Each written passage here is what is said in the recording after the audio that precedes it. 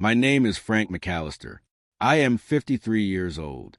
I have been a licensed electrician for 29 years, and I have owned McAllister Electrical Services for 19 of them. We do commercial work, mostly schools, medical offices, strip malls, one county courthouse in 2018 that I am still proud of.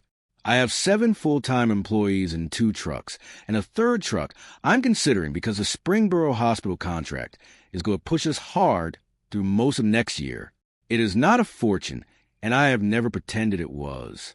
It is a business I built with my hands and my license and a credit line I paid off in full in March of 2021. And it has taken care of my family since before my son Daniel was old enough to ask me what I did for a living. My father-in-law's name is Raymond Voss. He is 74 years old. He owns Voss Commercial Construction out of Dayton, Ohio, and he built it the way some men build things, by finding the right people to do the actual work and making sure they understood clearly who was in charge. Raymond is not a bad man. I want to say that plainly, and I want you to understand that I mean it, because this story is not about a bad man. It is about a man who learned certain things early and decided they were permanent. And one of the things he decided was that his daughter Carol had made a mistake when she married me. He never said it directly to Carol. He said it in other ways. In 27 years of marriage, I cannot recall Raymond Voss ever asking me a single question about my work that wasn't designed to establish that what I did was smaller than what he did. He asked about my trucks once, how old they were, what the mileage was, as though mileage on a work truck meant something about the man who owned it. He asked once if I considered expanding into residential. He asked, at a Thanksgiving I'd rather forget, whether I'd thought about going back to school for a business degree. These were not questions. They were coordinates. Raymond Voss was placing me on a map, and on that map, I was always somewhere below the legend. I am not a dramatic man. I don't make speeches at dinner tables, and I don't compose the things I wish I'd said on the drive home. I drove home the same way I always drove. Quiet, radio off, Carol talking through whatever just happened, and I let it settle where it settled. What I did do, starting in March of 2014, was sign a vendor agreement with Voss Commercial Construction. Raymond needed electrical subcontracting on a 14-unit medical office complex in Centerville. I was a low bid by $18,400. He took it without asking why. I did the work. I did it on time and under budget, and when it was done, Raymond handed me a check, shook my hand, thanked me for my service, and went back to telling people his daughter had married beneath her. Welcome to Quiet House Stories. Get comfortable. And remember, the people in these stories had every chance to behave themselves. They just chose wrong. Drop a comment and let me know where you're watching from. Hit that like button and make sure you're subscribed.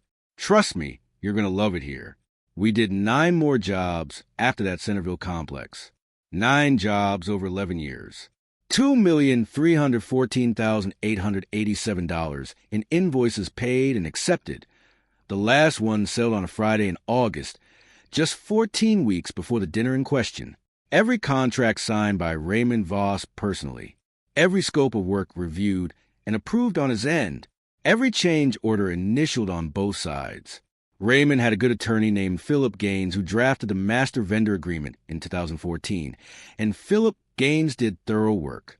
Page 11, Section 4. Paragraph C was Philip's contribution, and it was careful work, and Raymond had signed the document without reading past page 3. Most people don't read past page 3. Most people sign on the dotted line and assume the rest is standard language. Some of it was. Some of it wasn't. Let me tell you what those 11 years actually looked like, because I think it matters. The Centerville complex was a $214,000 electrical contract. I ran it with 4 men and finished 11 days ahead of schedule. When the building opened, Raymond held a small reception for the ownership group and the contractors who had worked on it. He introduced the framing crew by name. He introduced the HVAC contractor by name. He introduced me as our electrician. Not McAllister Electrical, not Frank McAllister, our electrician, the way you might refer to your plumber. I noted it the way I note most things. Quietly, filed away, no reaction visible. The second job was a retail strip in Miamisburg. Third was a pediatric clinic in Kettering. The fourth and fifth ran concurrently, a storage facility and a small office park. both in Washington Township. And those were the jobs where I began to understand the shape of what Raymond had been doing, whether he knew it or not. He was outsourcing his most visible subcontracting need to his son-in-law because it was convenient, and because I came in low, and because it kept the work of what he considered the family's orbit without requiring him to acknowledge that the family's electrician was any good. His crews knew I was good. His project managers knew. A man named Gary Ellison, who ran field operations for Voss from 2015 until he retired in 2022, told me once, standing outside a Kettering job trailer on a Tuesday in October, that I was the best subcontractor they work with, and that if he'd been running his own company, he'd have found a way to bring me in-house. He said it quietly. The way men say compliments, they know will never travel to the right ears. I thanked him. I noted that too. The thing about being underestimated for a long time is that it teaches you a very specific skill. It teaches you to see the whole board. When you are never the person in the room who gets credit for the obvious thing, you start paying close attention to everything that isn't obvious. You learn where the actual leverage is. You learn which signatures matter and which ones are decoration. You learn that a document isn't just paper. It's a record of who agreed to what when, and it will outlast whatever story someone is telling about themselves at a dinner table on a Saturday night in November. Patience is the only currency that matters in a long game. I have been patient for 27 years, and I want to be clear. I was not patient as a strategy. I was patient because patience is the only honest response to a situation you cannot change by being loud. Raymond Voss was my wife's father. He was my children's grandfather. He was a man I needed to be able to sit across from at holidays for the rest of my life. What I was not going to do was give him a scene that confirmed what he already believed about me. In the spring of 2019, our cumulative contract value crossed $1,500,000. I noted the date, April 3rd, a Thursday, because page 11, section 4, paragraph C of our master vendor agreement had a specific threshold written into it, and I had known about that threshold since the afternoon I first read the full document in my truck in the Centerville parking lot in 2014. Philip Gaines had drafted a right of first refusal clause that activated at $1.5 million cumulative, with a 12% buyout provision for any work awarded outside the agreement in the subsequent 5 years. It was a strong clause. It was the kind of clause a careful attorney writes to protect a long-term subcontractor from being used and discarded. Philip had written it to protect whoever was in my position, and Raymond had signed it because he had not read that far. I did not call Raymond in April of 2019. I did not send a letter. I did not have my attorney send a letter. I noted the date in a file I kept on my laptop, and I went back to work. The dinner was Saturday, November 9th. Carol's birthday, which she shares with Raymond's house, or so Raymond has always claimed, having bought the place in November 1987 and never missing an opportunity to mention the coincidence, as though a man buying a house in the same month his daughter was born was a gesture worth commemorating annually. 7 people at the table: Raymond and his wife Patricia, Carol and me, Daniel, Carol's sister Diane, and her husband Jonathan. Patricia had made pot roast. She makes it well. I have always thought Raymond didn't deserve Patricia's pot roast, but that is a separate matter entirely. The evening started the way these evenings always started. Raymond was talking about a new senior living complex he was bidding in Beaver Creek, $16 million, which he said twice, once as a number and once as a kind of number that requires context to appreciate. He was talking to Jonathan, who worked in commercial banking and knew how to nod at the right intervals. He was talking at Daniel, who was listening the way Daniel listens when he has decided to stop performing interest. He was not talking to me. He rarely talked to me at these dinners, unless it was to locate me on the map. Daniel had mentioned the way sons mention things when they want their family to understand something they're proud of, that I had just closed the Springboro Hospital network contract. 3 buildings, 18 months of work. He said it the way a 26-year-old says things about a father he has watched be underestimated for his entire life. Briefly, and with the particular directness of someone who has made a private decision to stop allowing certain things to pass without remark. Raymond put down his fork. He looked at Daniel. He said, "Your father has never built anything that lasts, son. He does good work. I don't dispute that. But what he does is service. Services don't leave anything behind. The table went away tables go when someone says plainly what everyone has known they've been thinking for years. Carol set her wine glass down very carefully, the way she does when she is deciding whether to speak. Patricia reached for the bread basket and didn't let go of it. Diane looked at her plate. Jonathan looked at Raymond. Daniel looked at me. I finished my water. I set the glass down on the linen without making any noise. I reached into the inside pocket of my jacket. I want you to understand something about that jacket pocket. I had not walked into that dinner planning to do what I was about to do. I had been carrying the vendor agreement for 3 weeks, the original executed copy, folded to page 11, because I had been meeting with my attorney, James Whitfield, about the clause's implications, and I hadn't transferred out of my jacket when I got home from his office. It was the way a carpenter's pencil ends up behind an ear, placed there for one purpose, still present when a second purpose arrives. The timing was not something I engineered. I want to be honest about that. But I had read page 11, section 4, paragraph C enough times by then that I could have recited it from memory. I didn't recite it. I set the document on the table next to my empty water glass, and I said, "Raymond, would you read page 11, section 4 for me?" I'd like Carol to hear it. Raymond looked at the document the way men look at objects they don't immediately recognize. He said, "What is that?" I said, "It's the master vendor agreement you signed with my company in March of 2014. He picked it up slowly. He found page 11.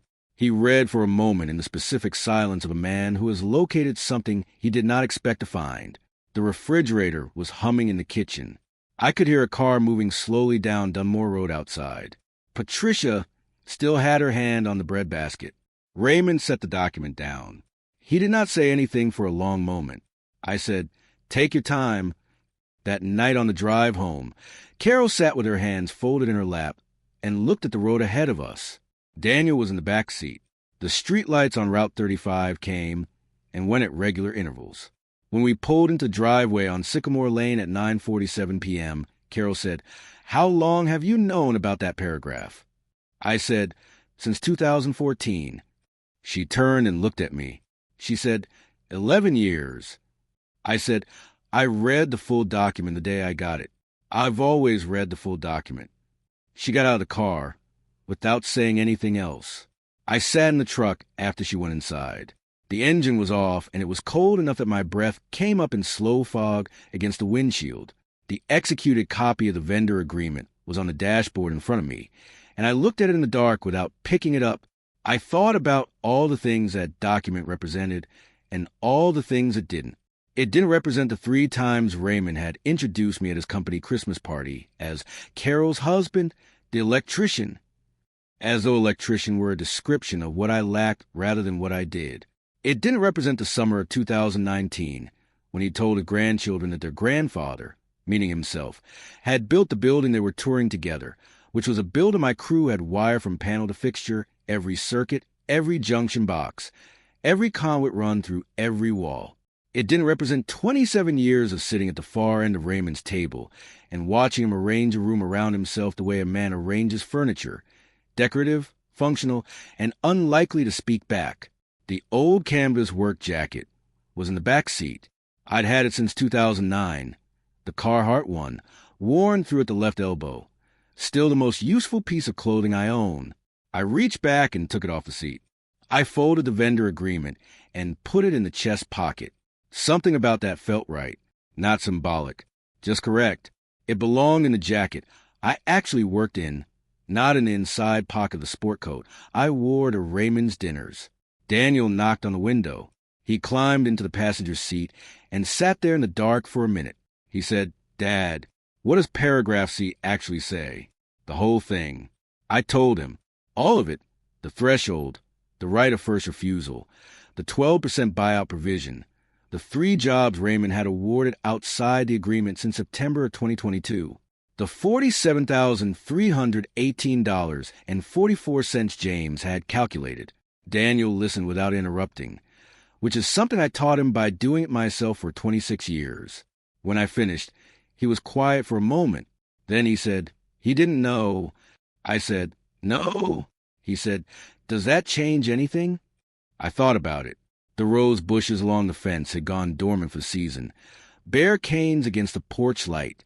I said, "Not about the document. Maybe about what I do with it." Daniel nodded. He got out of the truck and went inside. I sat there for another minute or two, and then I went in too. I want to tell you something about Raymond Voss and why he became the man he became, because I've thought about it enough over the years that I feel I owe it to the story. Raymond grew up in Xenia, Ohio, the second son of a man named Howard who worked for Greene County and believed, with a specific conviction of men who've never been given anything for free, that a man's worth was exactly equal to what he'd built and owned outright. Raymond's older brother, Gerald, won a scholarship to Ohio State and graduated as a civil engineer. And from that point forward, Raymond spent his entire adult life constructing out of commercial buildings and subcontracting relationships, and a letterhead that said Voss Commercial Construction, a version of himself that could not be placed beneath Gerald on his father's private map. I know this because Carol told me. She told me the way a daughter tells her husband about a father she loves and can't excuse. Carefully, with specific details, over many years of dinners I drove home from in silence. She told me about Howard's funeral in 2003, where Gerald gave a eulogy and Raymond sat in the front row, without being asked to speak. She told me about the way Raymond had come home from that funeral and built his company's first commercial storage facility from the ground up with his own money, without a partner, as though a storage facility in Greene County was an answer to something that had been asked 20 years earlier. I understood Raymond Voss better than he would have liked. A man who has spent his whole life needing to be larger than the room will always locate someone who makes that calculation easier. For 27 years, I was that person. I was convenient. I was the electrician, the man who wired the buildings rather than designing or financing or erecting them. And in Raymond's accounting, that meant I was downstream. Service, not structure. Present but not permanent. The thing he never asked, and the thing I never offered, was the question of whether any of those buildings would work without what my crews put inside the walls. The framing holds the shape. The electrical makes the shape functional. Raymond's buildings could stand without my work. They cannot be occupied. That is a distinction that does not appear on a letterhead, but it appears on page 11, section 4 of a vendor agreement. If you've written it correctly. I called James Whitfield on Monday morning, November 11th, 9:03 a.m.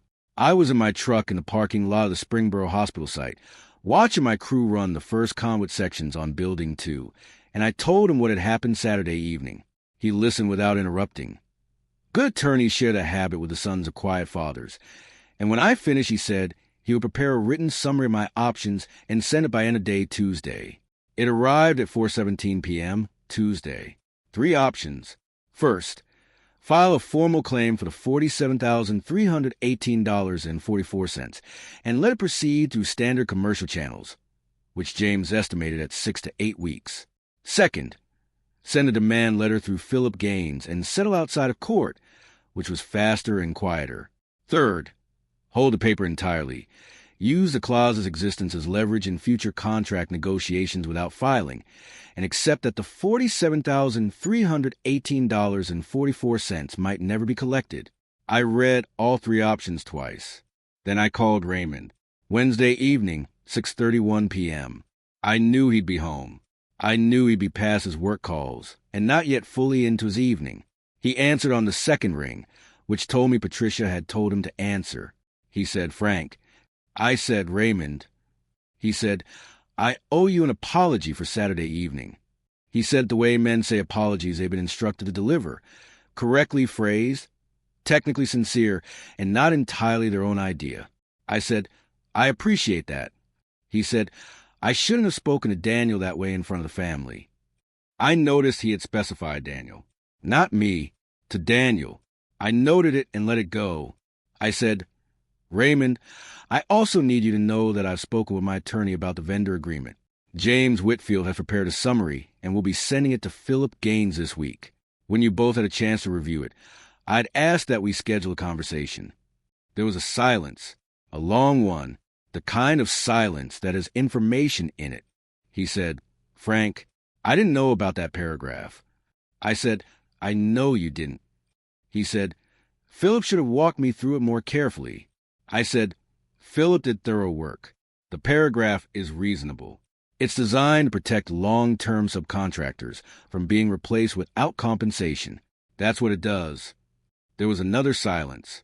Outside on Sycamore Lane, a dog barked twice and went quiet.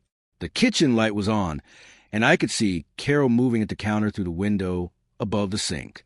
I said, "I'm not looking to make this difficult. I just need you to understand the structure of what's in place." He said, "All right." I said, "I'll let James and Philip work through it. That's what they're there for." I said goodnight. I hung up. I did not call back that night, or the next day, or the day after that. I had said what needed to be said. I went to the kitchen, and Carol had made pot roast. Same as Patricia's, same recipe, the one Carol's mother gave her in 1996. And I sat down and we ate dinner, and I told her about the Springboro contract, and she told me about a situation at her school, and neither of us mentioned the vendor agreement or Raymond or the dinner on Saturday. That was, of its own small kind, a good evening. Philip Gaines called James Whitfield on Thursday morning. They spoke for 43 minutes. James called me at 2:15 that afternoon and told me Raymond would prepare to settle the $47,318.44 in full and to agree to a revised vendor agreement going forward, with the right of first refusal maintained and the buyout clause adjusted to 10% on future work, provided I agreed to continue the subcontracting relationship through the existing pipeline. I told James the first would think about it. 9 days. Not because I was unsure about the money I was going to settle. I knew that by the first afternoon, but because I had learned over 29 years in the trades that decisions made in the immediate aftermath of something tend to carry the weight of that something in ways that complicate the decision. I wanted to decide from the place that was interested in doing correct business, not from the place that was still sitting at Raymond's table on a Saturday night, listening to him explain to my son what lasting things look like. On the 9th day, I called James and said yes to the settlement and yes to the revised agreement. The check arrived the following Tuesday. $47,318.44. Raymond had signed it himself. The memo line read simply, "Vendor agreement settlement." I looked at that memo line for a moment, the plainness of it, the specific nothing of it, and then I deposited it at the credit union on Main Street and drove to the Springboro site. Building 2's rough-in was going well. I watched my crew work for about an hour, the way I do when I need something reset. And then I went back to the office and answered emails. That was 14 months ago. I don't go to Raymond's house for dinner anymore. That wasn't a decision I announced or explained to anyone. I simply stopped accepting the invitations, and Carol stopped pushing me to accept them, and eventually the invitations came less frequently, which is a natural result of the situation being allowed to find its own level. Carol goes sometimes. Diane's birthday in March, Raymond's birthday in June. She comes home and tells me what she wants to tell me, and I listen, and we move on. That is a marriage, knowing which distances are sustainable and which distances are just pain with no useful information in them. Raymond and I have done 2 more jobs since the settlement, a medical office in Vandalia and a warehouse in Huber Heights. We are professional with each other in the way that men are professional when they understand the accurate structure of a relationship and have stopped needing the relationship to be described as something it isn't. He pays my invoices on time. I deliver good work on schedule. The right of first refusal is in a revised agreement, properly understood by both parties now, and Philip Gaines reviewed every page before either of us signed. Daniel came by the shop last April. He was in town for a commercial real estate closing, and he stopped in afterward on a Thursday afternoon, the way he has done since he was 15 years old and tall enough to be useful handing me tools. He sat in the camp chair I keep beside the main work bench and watched me finish a conduit layout for building 3 of the Springboro job, the largest of 3, running about $380,000 in electrical work. And he didn't ask about Raymond until he'd been sitting there for about 20 minutes. He said, "You know what Grandpa told me last month?" I said I didn't. He said Raymond had introduced him at a Chamber of Commerce event to a commercial developer from Columbus. He'd said, "This is my grandson, Daniel. His grandfather built most of the commercial properties in this part of the county." Daniel said it the way he says things about Raymond, watching my face carefully, gauging what I'll do with it. I kept working the layout. I said most of those properties needed wiring. Daniel laughed. It was a real laugh, the kind that's been stored somewhere for a while and finally found the exit. He stayed another hour. We talked about his work, about whether I was going to take on a third truck, about whether his mother and I had thought about the lake house we mentioned once in 2022 and never mentioned again. Good conversation. The kind you can only have with someone who has watched you long enough to know you don't need managing. I have been thinking lately about what it means to build something that lasts. Raymond's word, lasts. I understand what he meant by it. He meant visible. He meant the kind of thing that has a name on it, that people drive past and say, I know who put that there. He meant the kind of work that persists on the surface of things after the builder is gone. What I have built is inside the walls. It will outlast Raymond's company name on any signage. It will outlast whatever gets written on the building permits in the county recorder's office. The schools I've wired are still teaching children. The medical offices are still running imaging equipment and refrigerating medications and keeping operating rooms lit. The courthouse I finished in 2018 still handles its business in lighted rooms because a crew of 7 men I hired and trained ran wire through every wall of it over 14 months. You cannot see it. You can only know it by what still works. That is, I have decided sufficient, not triumphant, not the thing a man says at the end of the story where the score is settled and everyone understands who was right. Just sufficient, in the specific way that honest work is sufficient when you have stopped needing someone else to describe it accurately. Raymond will tell his story. I will tell mine. Between the two versions, somewhere in the wire and behind the drywall, is what actually happened. I have made my peace with the fact that most of the world will never read page 11. If you enjoyed this story, join our community by hitting that like button and subscribing for more real, raw, and family-centered stories. And as always, thank you for being a part of Quiet House Stories. I will see you on the next one.